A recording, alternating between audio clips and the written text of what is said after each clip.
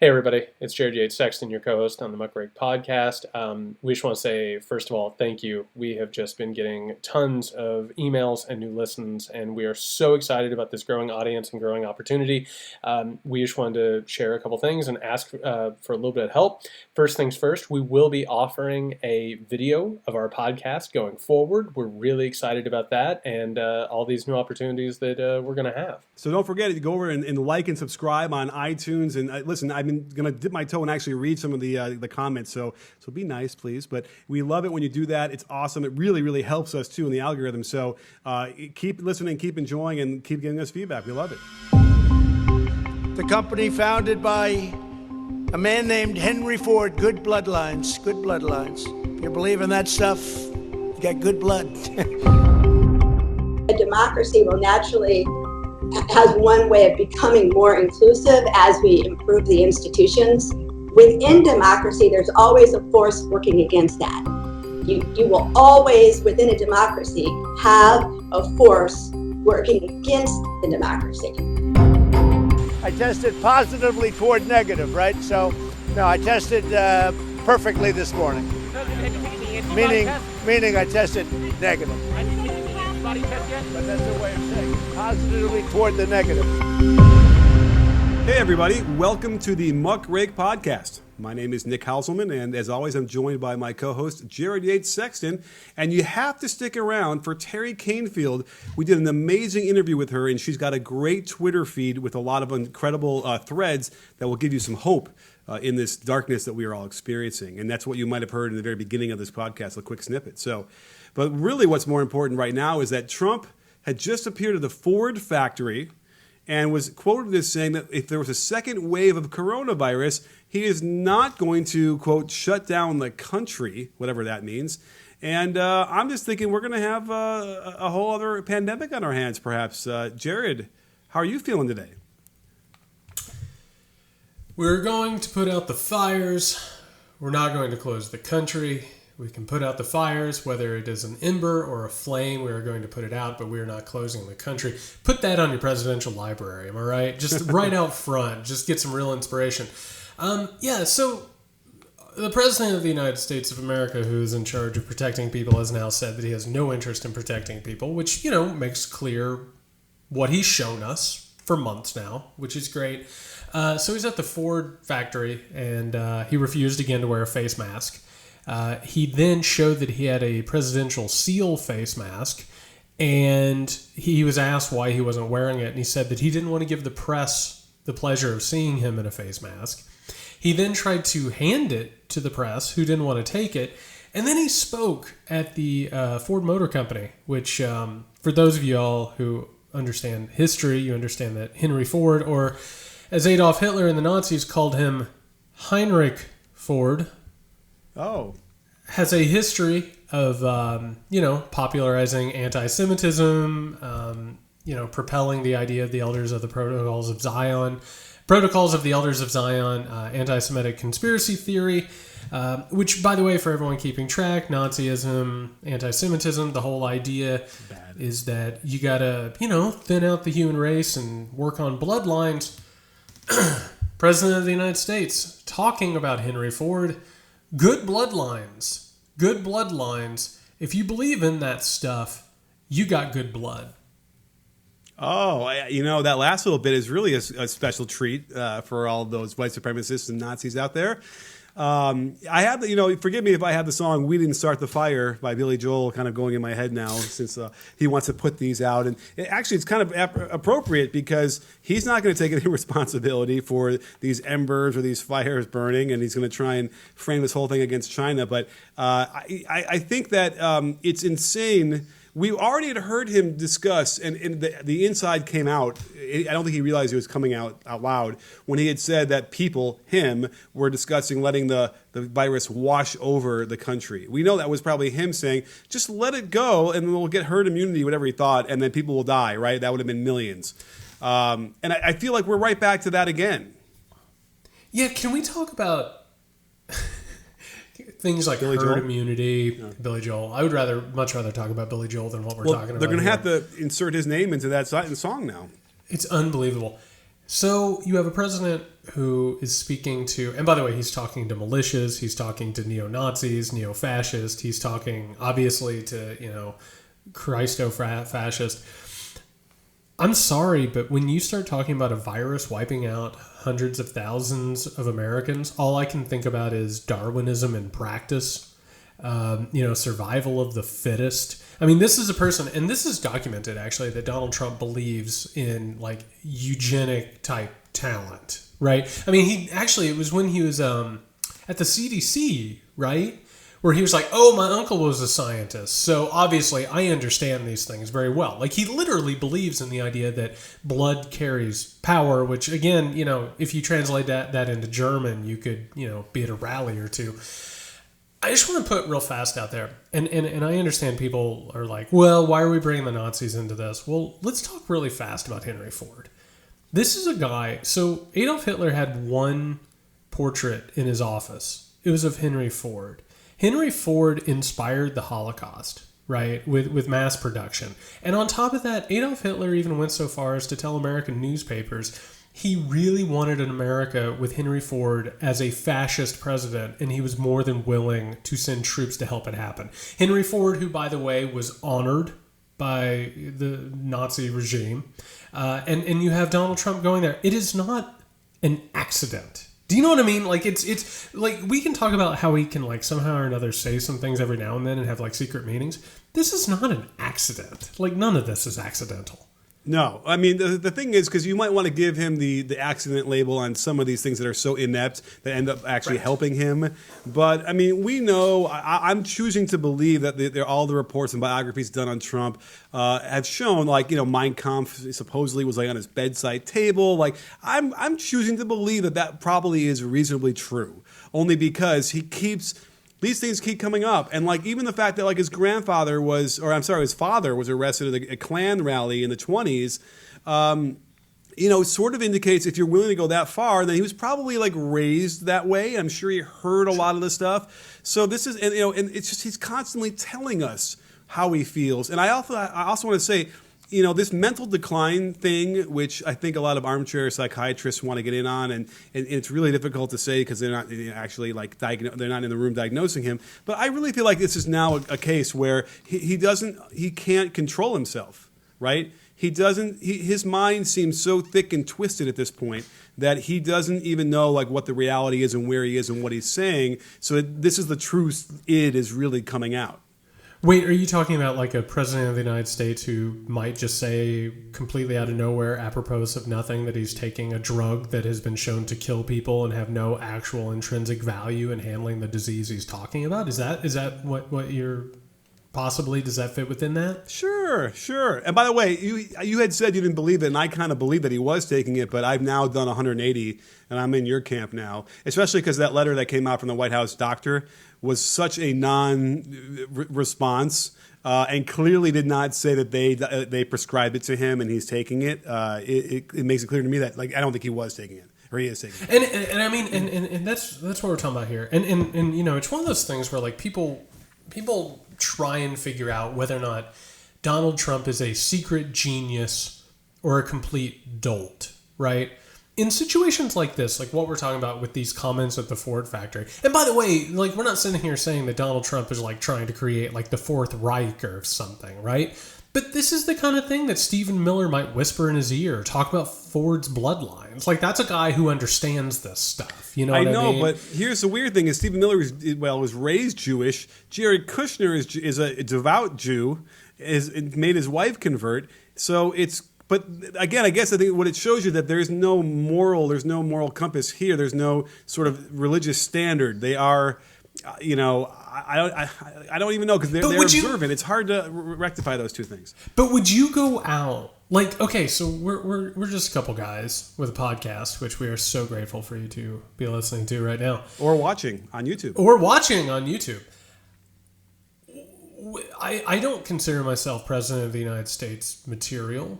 But I know not to go in front of the Ford Motor Company and start talking about Henry Ford's blood and the worthiness of it. That is an odd decision. Or anti-decision. You know what I mean? Like it, and that's one of those things. I was trying to tell someone about this the other day. I was talking with a reporter about cults and American mythology and how all these things come together and neo-Nazis. Like, the messaging that this administration has obviously makes a decision to talk to these people. You know, it's not just dog whistling, right? It's making sure that certain things get inserted into the discourse. Certain people get retweeted. Certain people get amplified and highlighted. It's just an odd thing to be talking about this while also saying, by the way, if the pandemic gets worse, we're not going to do anything about it. It's just an odd confluence of things. Well, let me ask you this, Jared. Have you seen an expert in epidemiology or any kind of virology posit that there will not be coronavirus coming back in the fall or the winter? No, but that also doesn't stop him either, right? He keeps saying he thinks a vaccine will be available very, very soon, and everyone's saying maybe next summer. Right. You know, if it's fast track, because tell me if I'm wrong. I read this somewhere, I believe, that the fastest that a vaccine has ever been created is like 4 years. Yeah, I read the same thing, 4 years. And it was the Defense Department was the one that came out and said summer 2021 maybe. And I know it was a contingency plan, as if maybe there could be an advanced timeline, but everybody's pointing that. But we know this. We know that he can't. Oh, did you see him even talking about how he tested negative for the coronavirus today? No. He tested very positive. Yes. He can't even say it. No. The word negative, he can't say it. He's the power of this positive thinking that you've talked about oftentimes. It just sort of permeates everything, and he can't. It's completely colored as the reality. He doesn't live in the reality that everyone else needs to be living in. That's one of the things I'm really excited about with the interview with Teri is I feel like by talking about the rule of law and the history of law, I feel like that really, settles this thing into a nice, understandable kind of a thing you can wrap your head around. But here's the other side of that coin. We're on our own with this thing. You know what I mean? Like the pandemic is not only terrible and generational and something we've never seen before. I mean, we're still finding out symptoms. There's still like mystery mutations out there. We're in deep trouble with it, but it's even worse because Trump's not going to help us. He didn't help with the first wave of coronavirus. He just told us explicitly he has no desire to help with the second one because it's all about his reelection, right? Mm-hmm. Meanwhile, and we got to talk about this thing. I live in Georgia.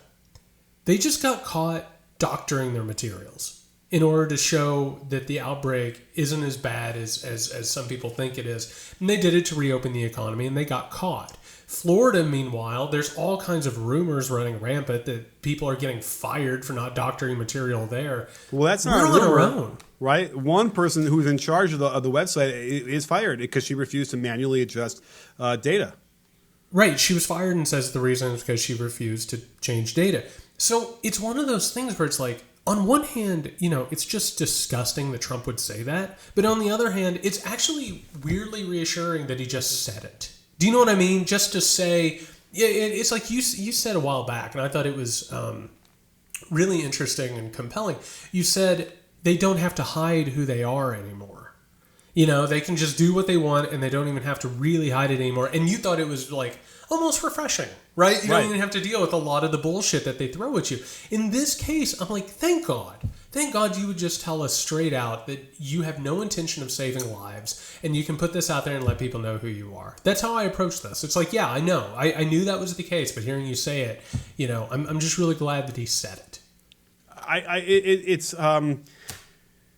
don't even know where to, because this starts to apply across the board. But as far as what's going on with the numbers, so if you didn't know, in Georgia they rearranged the dates so that it looked like the chart went steadily down, even though they had May 1st next to April 20th and whatever that was. By the way, you pay attention to the charts, right? Like, I assume our listeners do too. You look up the chart and see where things are. Right. Yes. I don't know if you've noticed it. It spikes. It goes up and it goes down, and it goes up and it goes down. That's how these charts look. Mm-hmm. And if your chart doesn't look like that, something's weird. Something's weird. But here's the thing. That's what it is. This is rooted in Fox News because it's a long history of Fox News completely doctoring charts that they show on TV. And there's one guy on Twitter, I don't remember who it is now, would show them, and the people who are like, in math would just have the biggest laugh because it's completely off. That y-axis is completely not to scale properly, and they just make up the numbers to make it look a certain way, and no one questions it. So this is all rooted in the same thing. I mean, you could consider this rooted in the same notion of like voter suppression. And it's all kind of rooted on one side of the aisle here. No matter what you want to say, we continually see the Republicans doing this, and it's almost like this notion of the projection that they have, saying, well, the Democrats are doing it too, so we have to do it to like balance it out. Although that's a different story. Nonetheless, it's a really troubling thing because this is when we're talking about life and death, not even just like sort of votes or democracy. Well, I just want to throw this out there because I would be remiss if I didn't. So a really good source for this, and he's done exactly what you're talking about, Alberto Cairo, who is a dear friend of mine and one of the best graph people out there. His book, How Charts Lie, is just necessary reading. And it gets into how misinformation has been spread through that. So Alberto Cairo, hats off. He is wonderful. If you really want to get into how these things are manipulated and like how they play against people and pursuit of information, Alberto Cairo. I will next say that what you're talking about is exactly right. I don't know how to say this and not sound alarmist. Okay, so in Georgia, we had an election, with Stacey Abrams and Brian Kemp. And for those who aren't familiar, Brian Kemp is the idiot governor who reopened Georgia and also said he didn't know that people who were asymptomatic could spread the disease. Good job, Brian. So Brian Kemp is also the guy who campaigned in his big truck that he was going to pick up illegal immigrants and take them back over the border. He also trained a shotgun on a young man in one of his ads because he is a classy individual. He sees himself as the next Trump. He really does, right? But so he basically stole the election in Georgia away from Stacey Abrams, who would have been the first female black governor. Well, so he stole an election. The other day they canceled an election so he could name a Supreme Court pick. Yeah. And you look at all this and you're like, okay, you can't even tell us how many deaths we have so we can make informed decisions about this. Our elections aren't necessarily free and fair. What do we have after that? You know what I mean? Like, it's just the eradication of liberal democracy and open and fair society. I mean, again, Teri's going to be on talking about this in a little bit in a really important way. But if you don't have that, and if you don't have trust in government whatsoever, and you can't believe that your vote matters, and you can't even believe what's actually happening during a pandemic, where's that leave us? What's that do? It's confusing because, the people that are shouting, I'm not wearing a mask and you can't keep me in, well, they're going against the government. And yet they also completely and utterly back Trump. And we were going to talk about this with Teri because it's very confusing to have both those positions. You want to throw on vaccination stuff as well, and then you throw in all sorts of other, sort of the conspiracy side of it. And you have these people that just sort of are filled with completely conflicting ideas, and they feel so strongly about all of them that it must be really difficult emotionally and mentally exhausting to be those people. And it might explain why they're so quick triggered to push against all these things, and maybe also explains how easily they're led by this guy like Trump. Well, and by the way, a quick aside before I take that in that direction. I'm really enjoying right now. So we've been on this cult of Trumpism, cult of QAnon bullshit for a while, right? Oh yeah, Senator. Oh man, we've been going after this thing for a while, and we've been talking about this and discussing it and analyzing it and getting to it. Finally, the mainstream media is interested in it, which is great. I'm so glad that they're exposing it. Meanwhile, because these people are so afraid of pointing out white supremacy or pointing out that like things might be problematic in this country, they're like, QAnon might be a new religion. And it's like, really? It's a new religion, is it? Because we're doing a lot of work to avoid calling it a cult, which is what it is, right? Yeah. I want to talk about another cult with this, and this goes along with that point. I would be remiss if I didn't talk about it in this podcast. A little op-ed today published in the Washington Post by Joe Scarborough. I'm going to read the title. I believe in American exceptionalism.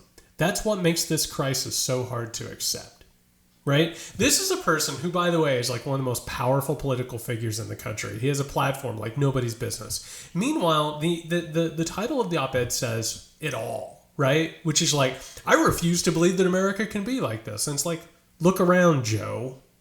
It is, right? And that is its own cult. And so people right now are so afraid to admit that things are falling apart and that things are getting really, really bad. They're so afraid because it messes with their idea of America that, like you said, there's people out in the streets right now. If we have a vaccination, are they going to take it? Nope. No, they're not. And on top of that, if we have another wave, and let's say Whitmer closes down Michigan, like locks down Michigan even more, or another Democratic governor does whatever, and Trump calls them enemy of the people. They're already storming legislatures with guns. They're already threatening people. They're chasing down members of the media. Like, what are we doing here? And why don't we recognize just how bad this thing is? Certain states can't vote. Right? Other states don't know how bad the pandemic is. Trump is withholding life-saving supplies based upon political ramifications. Like, it's bad. It's a really bad situation. And if you want to pretend like it's not, it doesn't make it less true. This is a really, really terrible situation. Sure. He's also offering all sorts of misinformation. He tried to insinuate that Michigan sent out actual ballots when they just did the ballot applications, which is completely legal for them to do, and he called it illegal. And he doesn't even recognize that there's a ton of Republican states that do the same thing, and it works great. Wait, real fast, Nick. Why would a Republican president care about sending in mail-in ballots? Why would that possibly be a problem? Don't you want everyone to vote, Nick? Oh, that would be shiny, happy people holding hands. That'd be amazing. Wouldn't it? But it would also help turn out the vote, which the Republican Party never wants because it can't win a free and fair election. Right? And so we have a president who is wrongly calling this thing out. It's normal practice. He's calling it illegal. And what did he threaten to do? What? What did he threaten to do? He threatened to withhold life-saving supplies and aid if they kept breaking the law. Yeah. It's not true. And by the way, it's not like Michigan is now going through another catastrophe of dams breaking and flooding, an entire huge swaths of area that are going to be another emergency they're going to need help with. So, I mean, by the way, they're still reeling from the water being not safe to drink. It's and by the way, not to scare everyone, I live in Georgia, so I pay a lot of attention to the Atlantic Ocean. Yeah. Hurricane season's coming. Early, for the fourth year in a row. Early. And by the way, it's almost like climate change has a role in all of this, but that's neither here nor there. Almost. So what happens? Tell me this, Nick. What happens? And by the way, we thank God Teri's coming on here with actionable items because we're talking about like real, actual shit that is not great and it doesn't feel great, but it's true. What happens in a couple of months when the coronavirus is just raging like wildfire, right? Yeah, Republican states have opened up almost completely, and then all of a sudden a hurricane sideswipes the eastern seaboard. It hits all the way up, and all of a sudden you have governors who need aid. And we're facing a re-election, which, by the way, this is what everybody said during the impeachment. You cannot trust this person. He will break the law. He will use politics and the fate of the nation for his own purposes. That's what we're looking at right now. And these things are compounding. I mean, it's not going to be pretty. Oh, I thought you were going to be able to draw the connection to not being able to have an election where they're going to call that off in November. God. Which, by the way, what's the best way to call off the election is to say that the coronavirus is now running rampant too much and we need to, keep people at home. So in some weird twisted way, they might all of a sudden completely reverse course. And you know what? No one would even say boo about it. That's what's crazy about it. They'd be like, oh, yeah, we should stay at home now. We can't go to the voting booths yet. And that would be another way to extend this thing. But again, I can't get there yet because the Constitution is pretty clear, but that to me would be the way that they would be able to manipulate that better. Well, I mean, what if the Republican states are open and the Democratic states are locked down? Or what if what if people who would vote against Trump are the people who take the coronavirus seriously, as opposed to the others? I mean, the whole point of this is. I'm sorry. I don't know how you feel about it. I lived through 9/11. I lived through the Iraq War. I lived through the financial crisis. This is the worst I've ever seen it. Like, this is a really bad situation all the way around. And there are still people. And by the way, with the worst possible president at the worst possible time. And there are still people who are in denial about how bad this thing is. They still are like, oh, again, it's Joe Scarborough. Dude, you have to read this op-ed. And everybody listening, go hate read it. It's like, well, the home of Neil Armstrong and eagles soaring through the sky and football kickoffs and barbecue sandwiches and little girls crying and waving flags made in China. And it's like, dude, those things are just symbols, you know? And meanwhile, this is a person who's supposed to understand this stuff and is tasked with sounding the alarm. And meanwhile, I mean, I'm sorry, but the most impotent thing that any of these people can say is, Mr. President, do your job. Well, he's not interested in doing his job, and he's not doing his job, and he's not going to do his job. So call it what it is. Actually get in front of this thing and call it what it is. You know, speaking of his job, on Twitter, I don't know if you saw this a few hours ago, but he actually, again, remember how he said it's refreshing that they're finally just able to act so unscrupulously out in public. They don't have to hide anymore. He actually said this, quote, "Many will disagree, but Fox News is doing nothing to help Republicans, comma, and me, comma, get reelected on November 3rd. What? Can you imagine George W. Bush saying that? You know, you had said what you lived through and how it felt and how it feels now. Yeah. You know, certainly going through 2000, it felt bad. We were upset. We wanted Gore to win. We wanted to continue the policies and the progression that we had gotten through the 90s. But it was, and by the way, we had to deal with 9/11 and then Afghanistan, all those things. It doesn't feel like it does now. We still felt like there's a president who was a human. But at the very least, I'll give him that. I'll give George W. Bush that. Yeah, sure. You know, and by the way, Sure. it was Cheney who was the Trump. So that's another podcast. But the thing here is that Trump is now explaining it. He's like, I expect Fox News to be a propaganda channel, which it had been for a long time, which we'd all been saying, and certainly none of the Republicans would want to admit that. And here it is in our face. Every day, more and more, and that's why I think this mental decline is really the pressure of what's going on around him, and the polls that are indicating that he's not going to win, no matter what happens, are really putting pressure on his brain, and this is what's coming out. Well, I mean, in the past, what you would have had with George W. Bush is Roger Ailes, who ran Fox News and had complete editorial control and direction over Fox News, would be on the phone with Karl Rove or Cheney or W. Bush, helping them, start an illegal war that would kill tons of people and, be a crime against humanity. Or out an FBI agent. No. It's, and it's really amazing what you just said, which is he not only wants it, which is terrible. You know what I mean? Like even to really actually want a propaganda arm is a problem. Like there's something wrong. If you are president of the United States and you're like, I really think a network should just carry my water, that's a problem. But not even having the filter to keep from saying it. Because the whole point of Fox News is to pretend like they're fair and balanced. They have nothing to do with me, and they call it down the middle. And he has said, and people need to understand this, I've been screaming this from the rooftops for forever, he really thinks Fox News is hard on him. Oh, he really that's does. The funny part, yes. He really does. And it is a corporate propaganda arm by design and by operation. I mean, when he was in North Korea, he said he wanted a North Korean-style propaganda tool. He keeps telling us these things. He keeps telling us, and you have to listen. Like, you can't be in denial about this anymore. He's telling us who he is and what he wants. That's what he wants, period. Here's the thing I find interesting, and we'll hear about Teri Kanefield talk about this in a second. You have this group of people that feel like when they don't agree with the government or like the president, they don't feel like the government is theirs. They don't feel like they need to be listening to the laws because they so disagree with like the president. Well, does that mean that every 4 or every 8 years they completely flip-flop and actually then do believe the government and do want to follow the laws? Is that how this thing goes?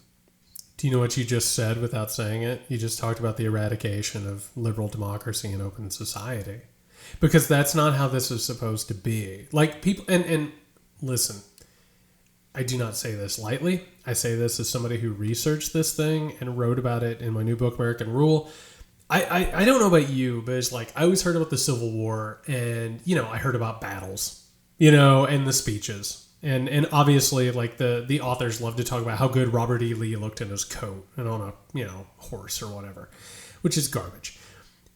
When you look at the Civil War, what actually happened was that the South saw that they weren't going to win elections anymore, right? The advantage they were given with the signing of the Constitution and the establishment of the Senate and the Electoral College meant that their power was going away. And by the way, fascistic movements are minority groups of power that realize their power is going away because they're outnumbered. What happened is they started saying, they started having a separate identity.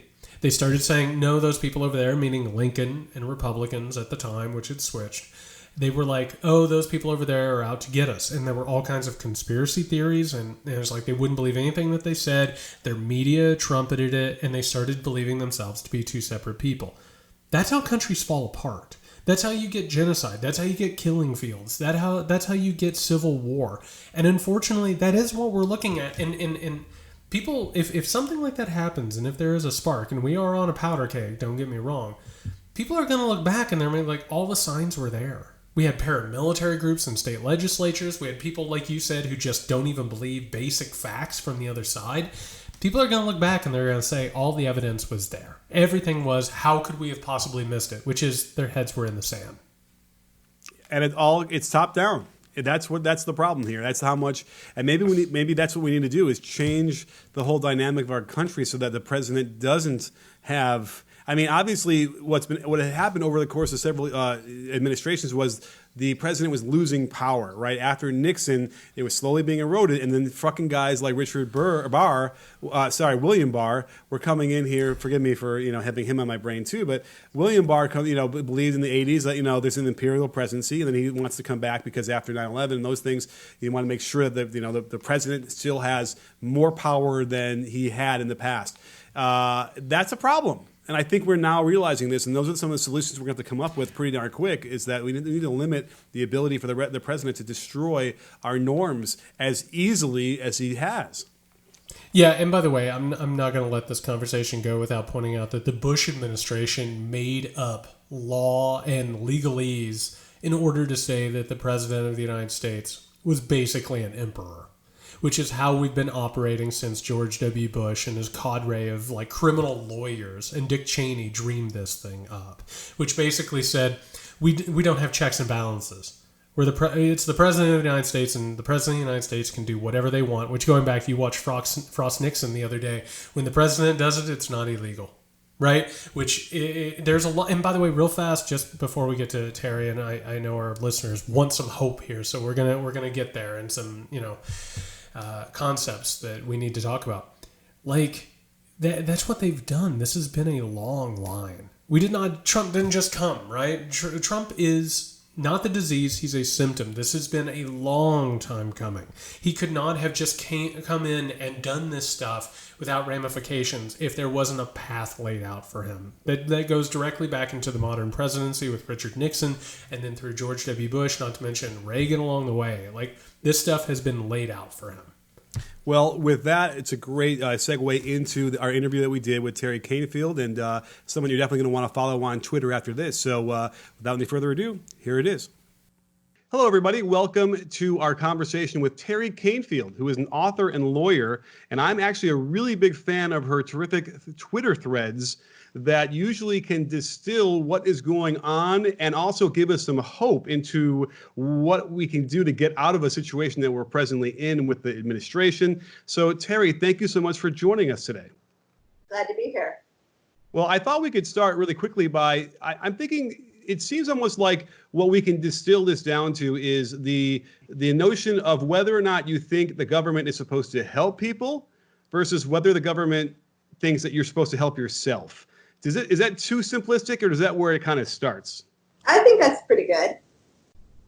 I mean, with the understanding that help yourself obviously also means no regulations. So to help yourself is, what follows from that is government doesn't help you. And the purpose of government is to sort of maintain order instead of create a kind of fairness.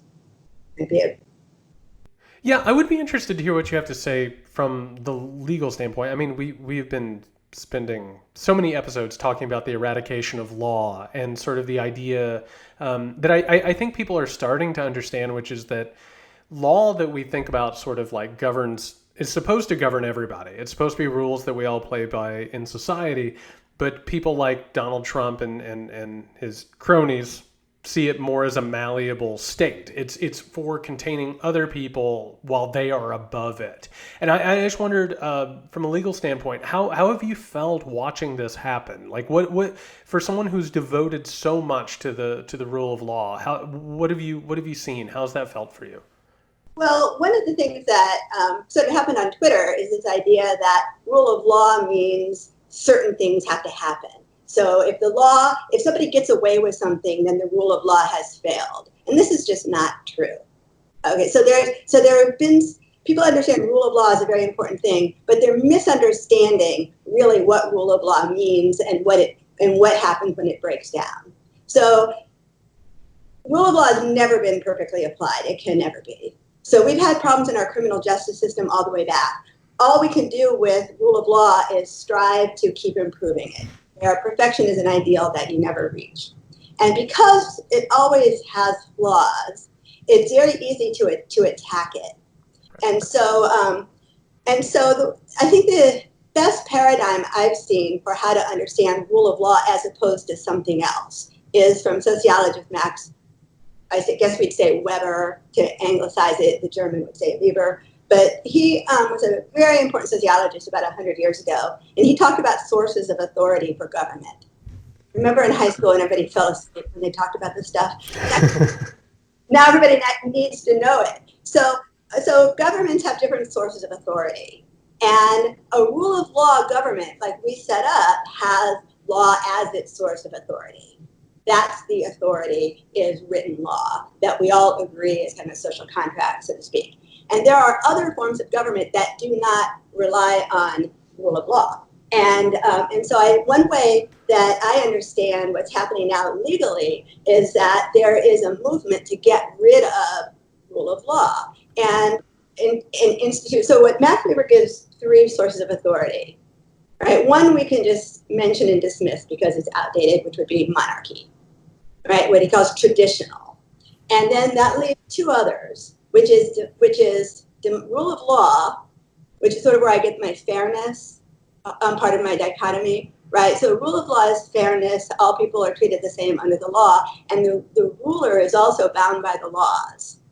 So that's a rule of law system of government. And he has another system of government, a third, which is what he calls charismatic leader.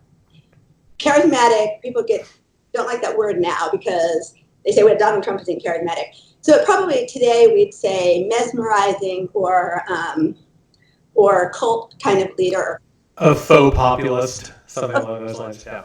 Authority comes not from the law, but the authority comes from the person's instincts. And a lot of people in the United States have rejected, without saying they've rejected, but they reject rule of law as a source of authority because what happens with a democracy is that a democracy can do two things. One of the things it tends to do is become more inclusive. So this is sort of a natural evolution for democracy. So we started out with rule of law, but only white men voted. And over the course of American history, who's included in the citizenship, who's included in the electorate has expanded. Okay, so what happens as democracy expands that way is certain people become opposed to it. And there's all kinds of different ways of saying why they become opposed to it. But one way is they feel that the government no longer has legitimacy because it doesn't reflect them.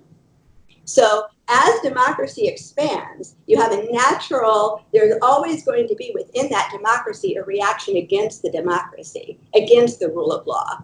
So if you reject democracy, and people do reject it, and one of the ways they reject it is they'll say something like, we were never a democracy. We were a republic. That's code for, we want to go back to the way things were in 1789, which was not what we today consider democratic. And so the alternate kind of authority for government is this charismatic leader or cult leader or different ways of mesmerizing leader, the force of personality.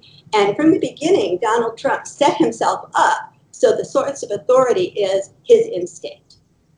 And people are behind him willingly. I know people look at the polls and they say, how can 35 or 40% of the people approve of this? Because just as a democracy will naturally has one way of becoming more inclusive as we improve the institutions, within democracy, there's always a force working against that. You will always, within a democracy, have a force working against the democracy. I just want to say real fast, Nick, I'm so glad that you said it like that, because it was, when I was doing research on my book, the thing that I found that just blew my mind was that Andrew Jackson, who is, of course, Donald Trump's favorite president for obvious reasons and purposes, basically said that the will of the universe flowed through him, like based on the Roman idea of generals being arbiters of rule of law and God. And so you're exactly right. I mean, this is something that's been around for a long time, and thinking this is some sort of spontaneous aberration, I think, gets it completely wrong. And Andrew Jackson's a really interesting example, because Andrew Jackson was also what we'd call hierarchical. He believed, he was a demagogue in a lot of ways. If you read his speeches, right, he demonized the Native Americans, but he also believed in slavery, that it was a top down, that the African Americans were better off enslaved. So he was a white supremacist, and he had a hierarchical view, and so he was democratic. So we talk about Jacksonian democracy, but Jacksonian democracy just meant that he expanded who was included in We the People from what had previously been elite men to all men. But yeah, so we do talk about Jacksonian democracy, but he was not democratic in any way. I mean, by our standards today, although by the standards of his era, he pushed democracy beyond what it was. He expanded the electorate, but we still would not consider that the way he expanded democratic today. Well, I'm kind of curious to hear your take on how the hierarchical society works now. So, like post-slavery, how are we seeing, I suppose, because Jared and I talked a little bit about this sort of, the white supremacy, maybe lowercase w, lowercase s, white supremacy, sort of infecting this narrative of pushing back against coronavirus, for instance, and sort of not wanting to follow what we would consider the rule of law, and they're considering infringement on their liberties. So I'm kind of curious, how does it rear its ugly head today without the obvious signs of like Jim Crow or slavery? Well, I think the way that it rears its head is in these two views of what government does. And so the people who are rejecting democracy, make no mistake, they're rejecting democracy because of the inclusiveness.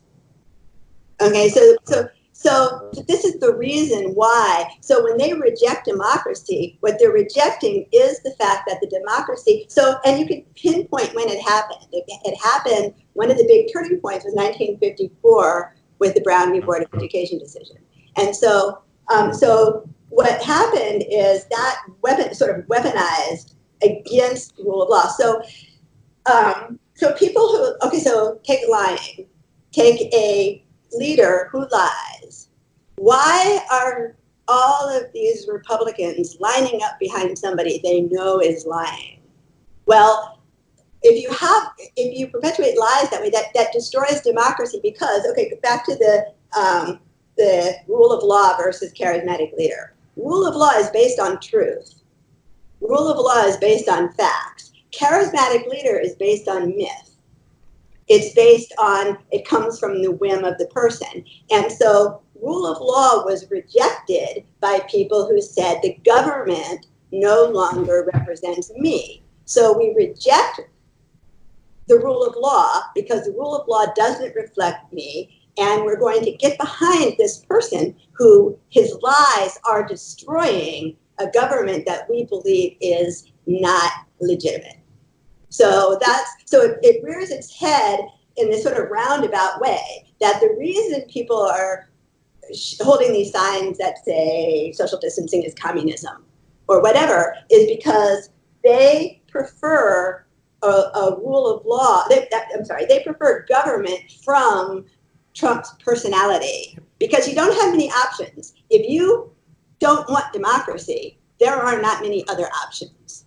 Right. So they're able to separate Trump from the government in reality, right? Because it's the government that's telling them to do these things. Trump should be the government, but they don't see that as parallel. That's his entire campaign. Yeah. And the law doesn't apply to him. All the way down to, yesterday, the new press secretary said, well, the president can vote by mail because he's the president. Right. The entire attitude of the Trump administration, all from William Barr to all of them, to Mitch McConnell, all of them, what they've done is they've said, we reject the rule of law government because it doesn't, and here's the other reason they reject it. So going back to law, okay, so Franklin Delano Roosevelt changed our government. That before FDR, it was the Wild West. Like really, we had a frontier. It was wild. So if you were a rule breaker, if you were a person who doesn't like to follow rules, you had a place to go. You could go to the frontier. Okay, so the frontier closed. And what happened after the frontier closed, the rule breakers in the 1920s and before, they were busy they were breaking the rules or getting rich by cheating. Okay, so they went west and they got rich by stealing because they took land, right? So the rule breakers during the 19th century, they had a place to go where they could break rules. Now, what FDR did is he said, no more rule breaking on the East Coast. We're getting rid of it. So we're not going to let you do insider trading. We're not going to let you fix markets. We're not going to let you do all of these, manipulate the stocks the way people did in the 20s. So in order to do that, in order to create fairness, you need a lot of regulatory agencies and laws. So that's where we got the alphabet soup agencies. And so they reject the same kind of people who would have wanted slavery and Jim Crow. They also want no rules on them. So they have to get rid of what they call the deep state, but is really regulatory agencies that infringe their freedom. So in a really complicated way, right, it all ties together. So Donald Trump promised to destroy the deep state. So what's the deep state? Well, it's the FBI. That's what he's doing. It's all of these agencies now, quote, conservatives liked law enforcement back when law enforcement was about putting blacks in jail. But what happened after the women's movement and after Brown v. Board is women started going to law school and becoming prosecutors and becoming lawyers. When I was in law school, it was the first time that most of the class were women. And so what happens when you have female prosecutors? They say, well, we're not going to just go after, we're going to start going after the white men. And so all of these changes, so law enforcement changed since Brown v. Board. So instead of law enforcement being a mechanism for keeping black men in line and re-enslaving them, law enforcement started looking at white men, and they don't like it. Some white men don't like it. So the destroying the government, destroying rule of law means getting rid of all those agencies. And in some ways going back to the Wild West, because the lawbreakers now, it's odd that if you think about it, they have nowhere to go. And Timothy Snyder talks about that also with empire. So back in the age of empire before World War I, if you were kind of a rule breaker in Great Britain, you could go out to the colonies. So there's a place for rule breakers to go, but the frontier closed, the age of empire is over, and the rule breakers are stuck with us. Yeah, and I think one of the problems is that the one place that the rule breakers now go is in corporations and, in all these places of power where they're now able to, I think what you nailed right there is the fact that over the past decades, particularly Reagan and post-Reagan, it has just been gutting regulation completely, and basically saying trouble the law all you want, break the law, the white collar sort of exceptions that we obviously have. I guess my question with that would be, because so much of it has been sort of co-opted by the people that we're talking about here. I mean, I think people have a hard time understanding that Donald Trump is not there to be a politician. He's not there to be a president who helps people or save lives. He's there to destroy the remnants of what you're talking about, right? So when you look at this thing and you look at the fact that the criminals are in power, what recourse do you see? How does that work? What can people do? Because that is obviously the refrain that keeps happening, is if they have all the power or they're in these positions of authority, what can we do? How do you see that? Where do you see the avenues for that sort of fighting back? Okay, well, before I answer this question, I'll tell you that my solutions are never as popular. Mine either. So nobody ever likes them very much. But you have to work within the law, and this is difficult. And so one of the things that you see out there is this idea that we have to fight like Republicans, where that means they're breaking the law. We can't. And so you have to work within the law. And let me just say that democracy is very frustrating. And a lot of people don't like it. And even people who think they do like it don't like it. And there are a lot of people on all sides of the spectrum. They get very frustrated with democracy because it's very slow, grinding work. And what makes it frustrating to people, particularly who don't have a legal training or don't understand how government works, is it just seems so complicated. They don't understand it. But it's very, very, very slow.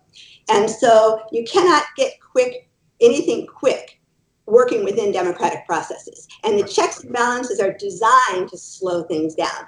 That's why Trump was not able to create a dictatorship in 4 years, because nothing happens fast. So people get very frustrated with this. And I get a lot of people on Twitter telling me, we need him out now. Well, there's no legal way to do that. And as soon as the solution involves going outside of rule of law, it is all over, because no side is upholding the rule of law. Yes. And then you have destroyed the rule of law. And so it's very hard for people to understand that the process of getting out of this is going to be painfully slow. Yeah, I noticed, just real fast, just to add to that, I one of the troubling things that I've had, and I think you just absolutely nailed it, is there are a lot of people, you hear people talking about coups, you hear people talking about somebody being removed from office, or, God forbid, terrible extra legal means, right? And that's just as problematic, right? On both sides of the issue, no matter how it happens, you cannot, and my fear is, you cannot be drawn into the same dirty tactics that these people are using, because once you do that, there's nothing left. There was a very large account on Twitter who blocked me because she said, we cannot wait until... And so I asked her in the comments, I didn't retweet her, I didn't call attention to it, I didn't try to embarrass her, I just asked her, how? There are no legal means. Without the Senate on board, there is no way to take out Trump legally. And so she called me a bad lawyer and blocked me. But I know it's frustrating. And so, right, you can't, so that's just saying what we can't do. What can we do? Actually, I come at this with an interesting experience, not personally, but my husband's Chilean, and he lived through the Pinochet dictatorship. And so also I've studied American history and the history of law. So people will say to me, it's never been this bad. And I go, I'm sorry, but an African-American woman with a sense of her own history is not going to tell you it's never been this bad, right? It has been. And the Chileans got out of a dictatorship without violence. Okay, there was violence from Pinochet, but the actual way that they eventually got out of the dictatorship was not violent. It took a long, long, long time. And for a while, they then had one of the strongest democracies. And so the way that happened was bringing people together any way that you can. And so some of these never-Trumpers I really like, and some of them I really don't trust. And I won't name names. Oh, I'll name some names. No, we can name some names if you want to, but go on. I just got on a roll about this. So, I'm sorry? for the record, I love all the Never Trumpers. They seem, to have gotten it. Some of them I'm not sure about. Okay, so, but you need to we certainly need everybody to come together right now. So anybody who's opposed to this kind of autocracy and this kind of anti-rule of law and this kind of leadership cult, we need everybody to come together. And so it has to happen. I mean, as I see the long-term solution here, the first thing is to win in November by good margins. Hopefully, if you can win by large enough margins, then change can happen quickly. When you talk about what happened after Reagan with the deregulation, remember, we had that in the 20s. So this isn't the first time. So we know what it looks like when industry is not regulated. And it isn't pretty for workers and for factory workers. And so winning by a margin, and then what has to happen is we have to work on changing so take Texas, for example, and Georgia. You're in Georgia, right? Yeah. So California used to be ruby red. California was very, very red all the way through the 90s. It started changing in the 90s. We gave Reagan is Californian, right? Nixon, they're from California. And so California went from very Republican to very blue when everybody was able to vote. So it was all through the demographic. So if you take Texas and you get rid of the gerrymandering and you get rid of some of the long-term solution is to open up the voting to more people. That's the long-term solution. And as that happens, naturally things are going to start to move the direction we want them to move. But you have to remember that there's always going to be this force. They're not going to go away. They're going to gather force and come back. And so it's a slow process. And what worries me the most is that some of these sort of firebrands on the left are going to not have the patience. That right. It's not like we're ever going to solve the problem. Because if you look again at American history, we've swung one way and the other, but it's never going to be a perfect democracy. We're never going to have everything the way we want it because this other force is always going to keep coming back at us. Well, I have a question as we start to wrap this up, which would be, if this is some sort of natural ebb and flow of democracy itself, and maybe we're moving toward eventually a kinder, gentler version of this. I'm kind of curious. Do you have anything on the top of your list that like the next administration, let's just say Biden wins, would have to enact to ensure that we wouldn't see? Well, I don't know if we can guarantee there won't be another Trump, but what we can do is the Constitution allows Congress to regulate elections. So this Congress isn't going to do it because of the Senate. But once you start having more widespread voting, they can get rid of the gerrymandering. Now, the Supreme Court frustrated a lot of people by refusing to take on the gerrymandering. But what they did is they said that's for Congress. Right. Which actually it wasn't a bad decision. It was frustrating because we'd like the Supreme Court just to kind of lay it down, as a rule. But in the long run, we don't really want the Supreme Court to be sort of these kings, right? So they said it has to go to Congress. So I think that we need some work on regulating the elections so that, again, Texas, Georgia, a lot of these states are going to be Democratic, just like California turned Democratic, once everybody voted. Citizens United is more difficult because that's a Supreme Court case. So that's going to be a little bit more difficult. But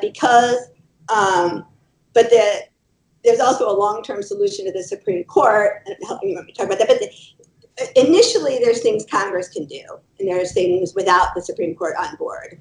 Something like Citizens United is going to take a little bit more, probably more than one administration. Yeah, and I'm so glad you said that about in terms of the changing demographics. I mean, the reason why the Republican Party is the way that it is it's obvious that they cannot win free and fair elections. It's a power group that realizes it's losing its hold on power, right? And that's what happens in American history. Every time somebody realizes that, it's the difference between democracy or less democracy. And I want to say it took me a while of research and study to understand that from history, right? Of having to research it and go over that stuff.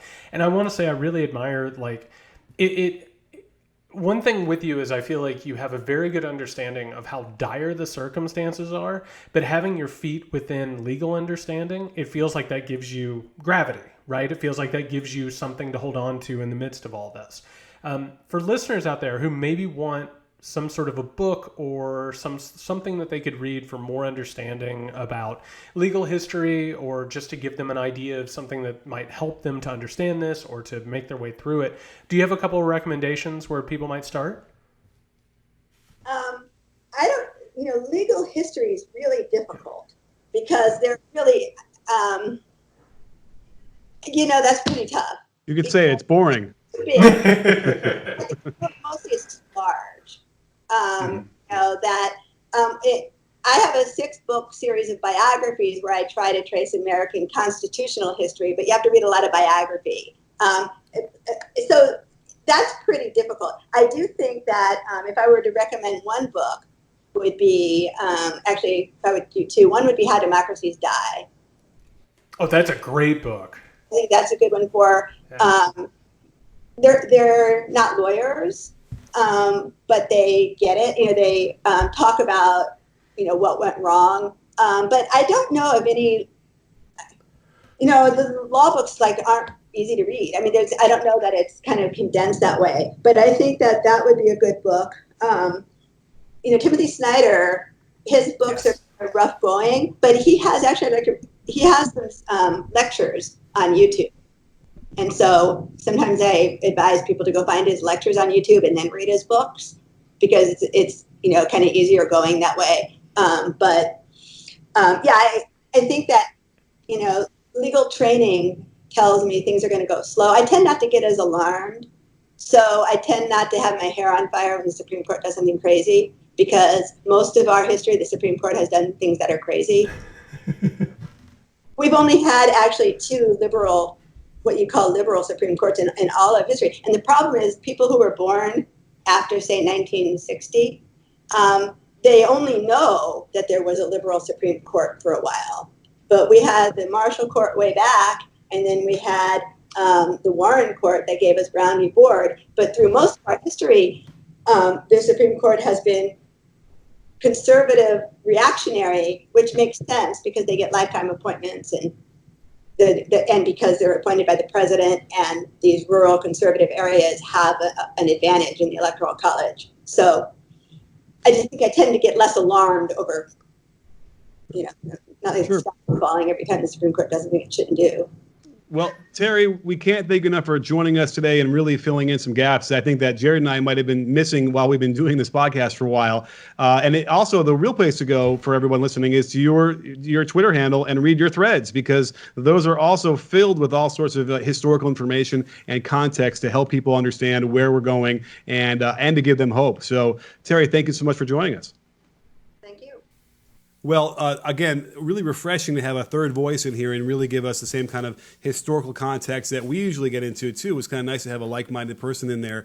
Really impressive stuff.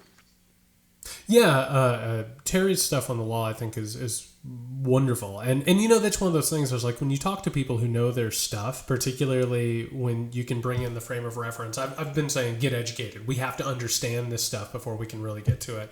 Her recommendations are wonderful. I think people should read them. And we're in a pandemic. We're in quarantine. Read the stuff. Get knowledgeable. Know what's going on so you can fight against it. Yeah, the bottom line is we need to figure out any way possible to get more people out there to vote. And if it's calling, if it's canvassing, if it's just making sure that you go out and vote, all those things are really important, and that's what's going to end up turning this thing around. Yeah, so we are so grateful that you tuned in today. We're very happy to have Teri here, and we're so grateful for you. Recently, you've been showing up big. You've been sharing the show. You've been rating it. You've been liking it. You've been subscribing. And I have to tell you, I think I speak for Nick here. It's made a huge difference. And this audience is growing. And we are so grateful for you. Please, if you haven't already, like, subscribe, share. Tell people that we're doing something different here. It's not just headlines and the old trite and cliche conversations. Just let people know for Nick, where you can find at can you hear me SMH. You can find me at JY Sexton. Until next time, stay safe and wash your hands.